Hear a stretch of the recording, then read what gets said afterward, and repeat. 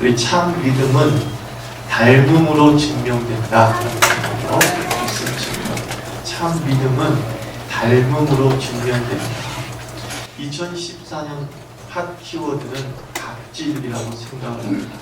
그러니까 사회적 주종관계를 표현할 때에 갑과 을로 표현합니다. 갑은 주인이고 갑은 권력자이고 갑은 사장입니다. 반면에 을은 종이고 을은 약자이고 을은 직원입니다. 갑을 관계는 사실 절대적이고 고정적이지 않습니다. 갑을 관계는 상대적입니다. 을이었던 사람이 다른 사람과의 관계에서는 갑이 되기도 합니다. 회사에서 과장으로 을의 관계였던 사람이 자기의 방 한 칸을 세주게 되면 임대인으로서 갑이 됩니다. 내가 을이었다가 어느 순간 갑이 될 수 있다는 겁니다. 갑을 관계는 사회의 한 모습이라고 생각합니다. 갑을 관계로만 우리가 사회의 부조리를 평가할 수 없겠죠. 다른 말로 갑이 무조건 악이라고 몰아붙이면 매우 위험합니다. 그럼 방점은 어디에 있습니까? 갑질에 있는 것이죠. 방점은 갑에 있는 것이 아니라 갑질에 있습니다. 갑이 폭력적으로 권리 행사를 할 때 은유적으로 표현하는 것이 갑질한다라고 표현하지 않습니까? 대한항공 부사장이 땅콩을 까서 주지 않았다는 이유로 승무원에게 폭언과 폭행을 하고 테러범이라 할 수 있는 비행기 회항을 시켰습니다. 이때 우리는 그 부사장을 향해서 이렇게 얘기하는 거죠. 갑질하고 있다라는 겁니다. 갑의 권위를 가지고 폭행과 폭언을 서슴 없이 행할 때에 우리는 갑질한다라고 부정적으로 표현하게 됩니다. 이 갑질의 문화는 예수님과 너무 다른 모습이라고 생각합니다. 하나님께서 사람의 모습으로 오신 것을 성육신이라고 하지 않습니까? 하나님이 사람이 되셨습니다. 예수님은 사람이 되신 하나님입니다. 이 예수님의 성육신을 요약하는 단어 두 가지가 있습니다. 이 두 가지가 뭐냐면 낮아짐, 섬김입니다. 예수님의 성육신의 특징이 뭐냐 하고 누군가 물어본다면 주저없이 얘기하십시오. 그 성육신엔 두 가지 특징이 있는데 낮아짐 그리고 섬김이라는 그 특징을 갖고 있습니다.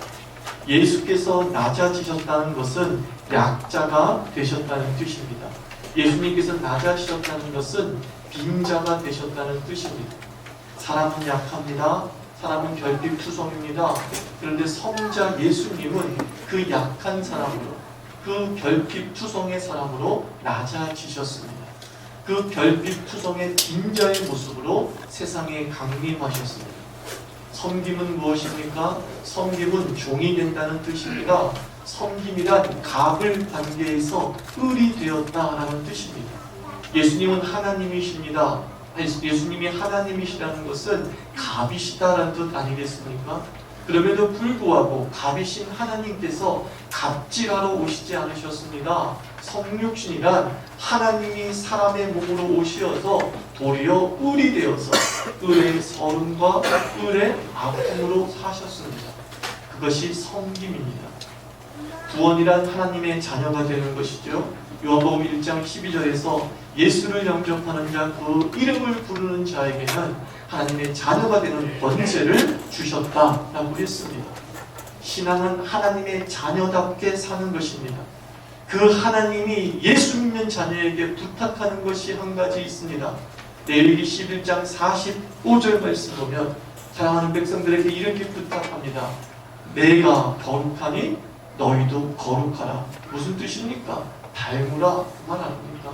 나를 닮으라. 그것이 하나님의 자녀에게 부탁하는 아버지 하나님의 마음입니다. 닮으라.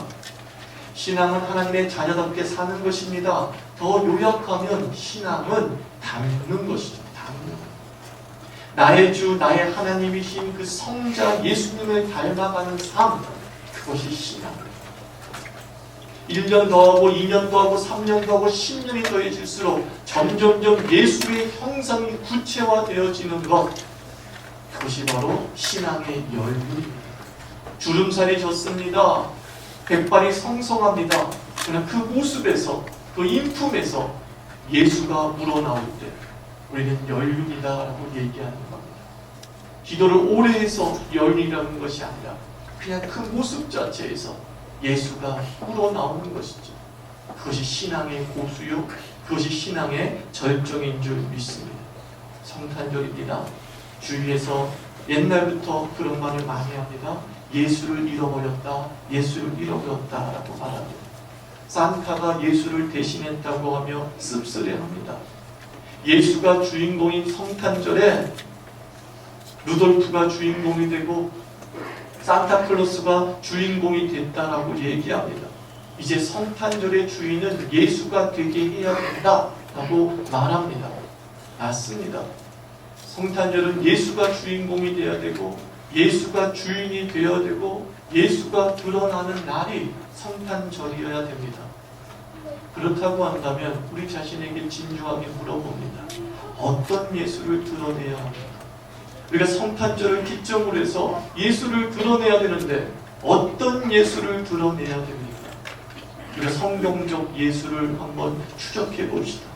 성경 속 예수님은 마구간에서 태어난 초라한 아기였습니다. 그렇습니다. 마구간의 어린 예수님을 드러내야 됩니다.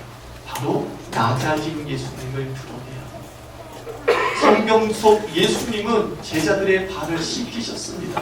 그렇습니다. 제자 앞에 무릎 꿇고 제자를 섬기는 예수님을 드러내야 됩니다. 성탄절을 기점으로 예수를 이 땅에 소개하고 예수를 이 땅에 온전히 드러내려면 낮아진 예수님, 섬기시는 예수님을 교회가, 교인이 온전히 드러내야 됩니다. 교회가 성탄절마다 상기하며 뒤돌아봐야 되는 가치가 있습니다. 예수처럼 낮아졌는가? 예수처럼 섬기는가? 단 1년에 한 번씩이라도 이 성탄절을 기점으로 우리에게 물어야 됩니다. 우리 교회에 물어야 됩니다. 예수처럼 낮아졌는가? 예수처럼 섬기는가? 먼저 우리에게 물어봅니다. 예수님처럼 낮아졌나요?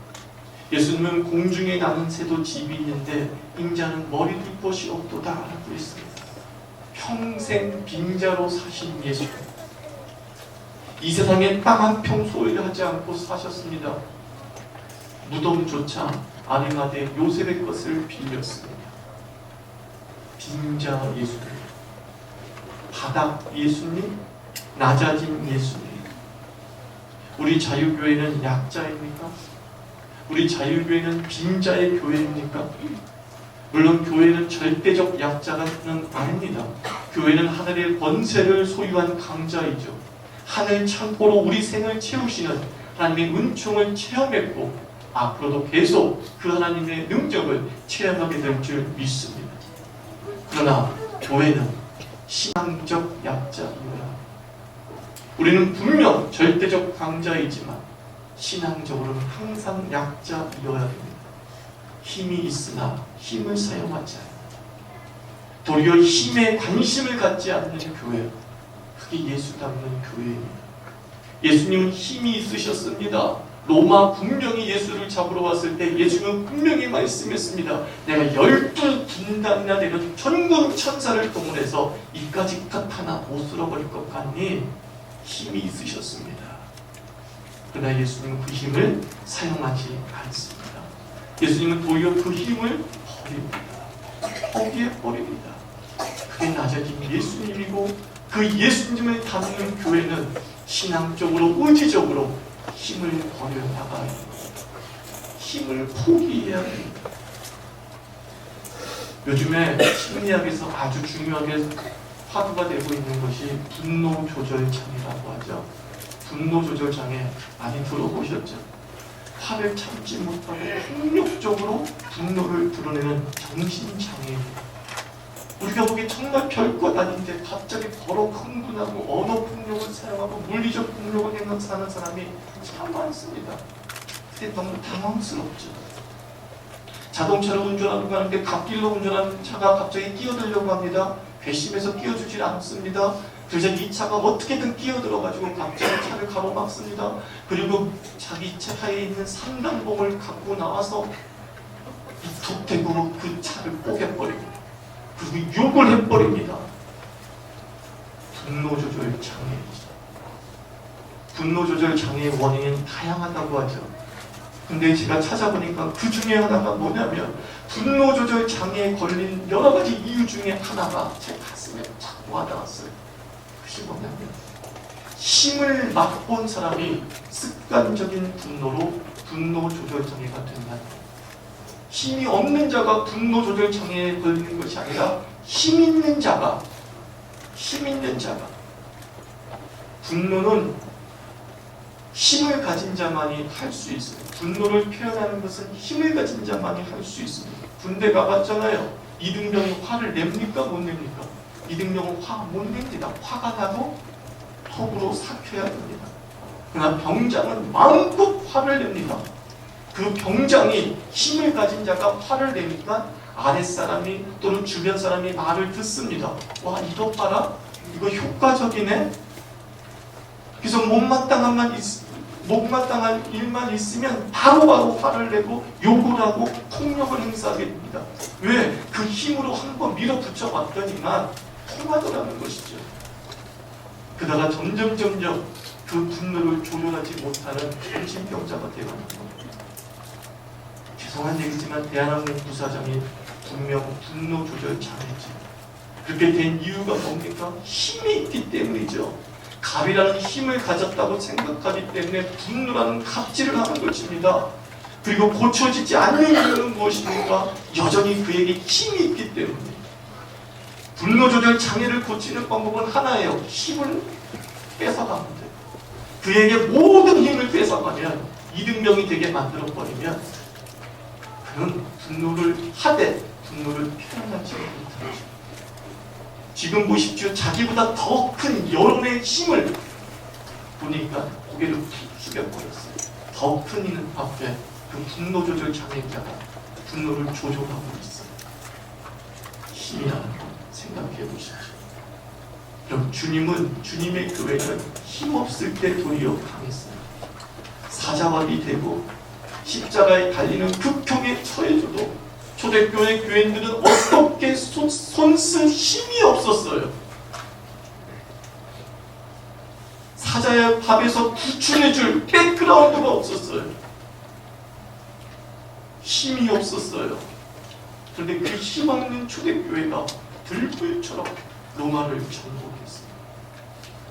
분노를 가슴에 담아 억누르며 조절할 때 우리 영광의 시대가 도래하는 줄 믿습니다. 예수님은 역설로 가득하신 분이죠. 오늘 읽은 43절에서도 크고자 하느냐 섬기는 자가 되라. 으뜸이 되고자 하느냐 종이 되라 하고 말씀합니다. 예수 닮는 신앙이란 점점점 힘을 가지게 되는 것이 아니라 예수 닮는 신앙이란 점점점 힘이 사라지는 것입니다. 그래서 이제 내가 할 수 있는 일이 아무것도 없어지는 것이죠. 그때 신앙인은 비로소 은혜가 뭔지 체험하게 됩니다. 아, 이것이 은혜구나. 아무것도 할 수 없는, 힘이 없는데도 불구하고 아무것이나 되는 역사를 체험하죠. 이상하다는 거예요. 나는 지금 아무것도 할 수 없는데 왜 이것이 되지? 그러면서 하나님의 은혜를 깨닫게 되는 거죠. 이게 은혜구나. 이게 은혜구나. 방송 들어도 은혜를 만끽하고 원하십니까? 힘내십시오. 힘버리십시오. 분노 조절하십시오. 내 안의 모든 장애적 요소들, 나를 화나게 만들며 갑질하게 만드는 그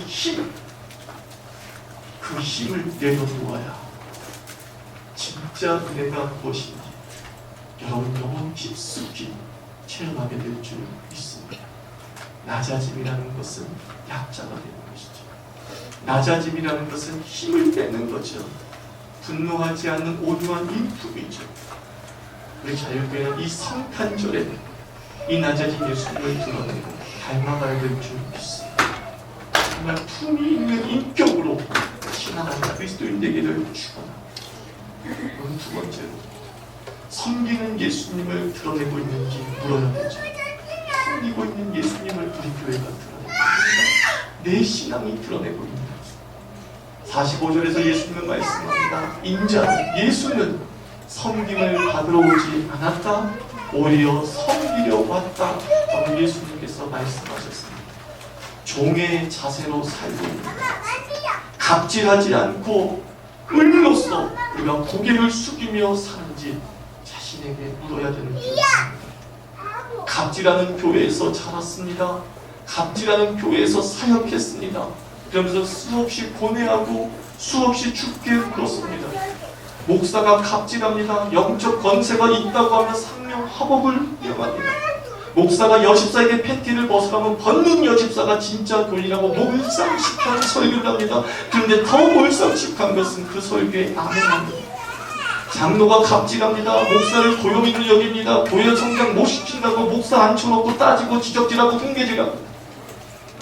오래된 교인이 갑질합니다. 율법주의에 빠져서 기도시간 예배 횟수로 사람을 저울질합니다.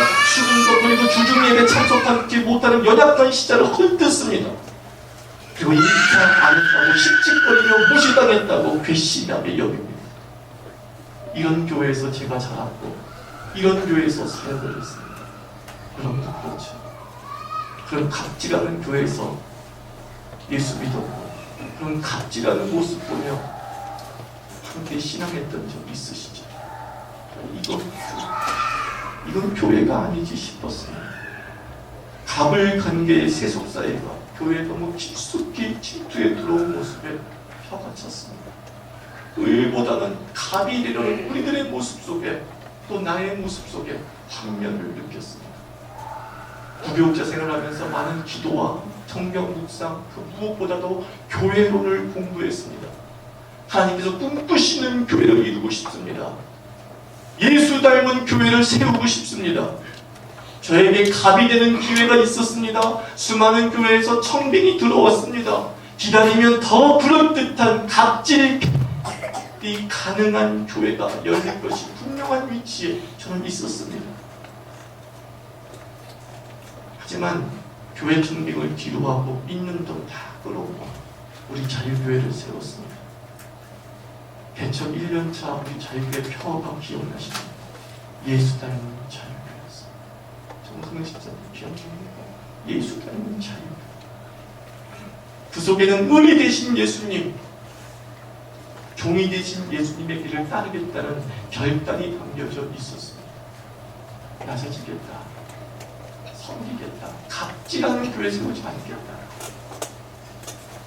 힘 가진 교회는 그것은 하나님의 교회가 아니다. 그러면서 예수 닮은 교회가 되지 않겠어. 예수 닮은 교회가 되지 않겠어. 제 얘기를 할까요? 허드렛 일을 경합해서 했습니다. 매주 토요일이면 교회를 쓸고 닫고 목수가 됐습니다. 전기쟁이가 됐습니다. 배당공이 되기도 했습니다. 언젠가 저한테 어떤 교인이 찾아와서 목사님 화장실이 막혔어요 하는데 순간 이게 뭐지라는 회의가 들기도 했지만 다시 가다듬고 그렇게 을처럼 목회를 했습니다. 지난 5년간은 IT 전문가로 교회에서 고용된 것처럼 섬겼습니다. 인터넷 시대, 인터넷을 다룰 성도가 교회를 나가는 바람에 제가 영상을 만들고 오디오를 편집해서 계속 홈페이지에 올리고 블로그에 올리고 교회를 알리는 작업을 했습니다. 시간이 많이 잡아먹죠. 음향에 문제가 생긴 듯합니다. 예배를 드리는데 뒤에서 전도사님이 막 당황해야 합니다.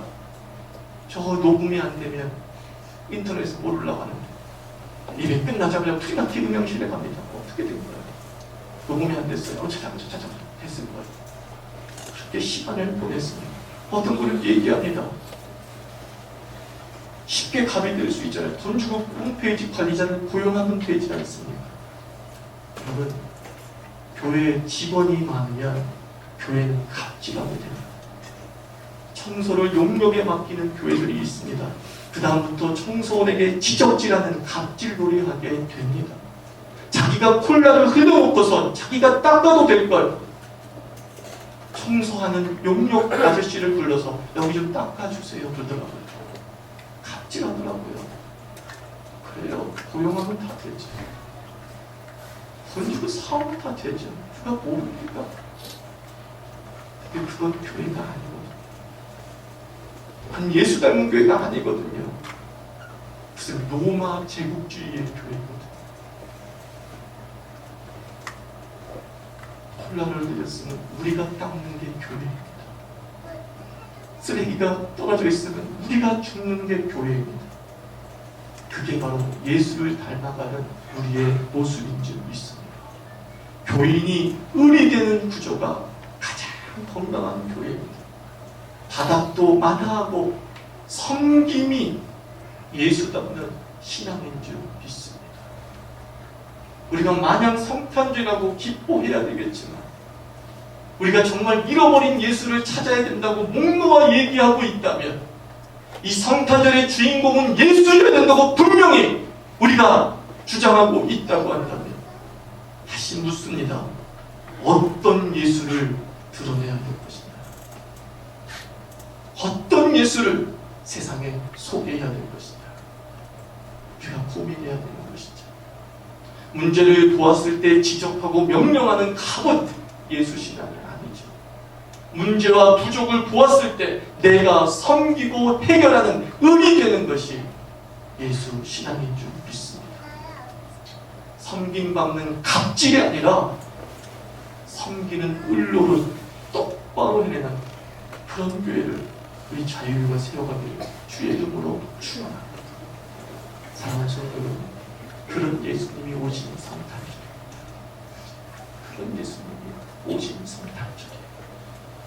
우리는 그냥 예수가 아니라 낮아지는 예수, 우리는 그냥 예수가 아니라 섬기시는 예수를 드러내는 본질이 숨쉬는 교회 되기를 축원합니다. 그리고 여기 앉아있는 모든 사람 한 사람 한 사람이 그 예수 닮아가는 전인격적인 신앙이 되기를 주의 이름으로 축원합니다.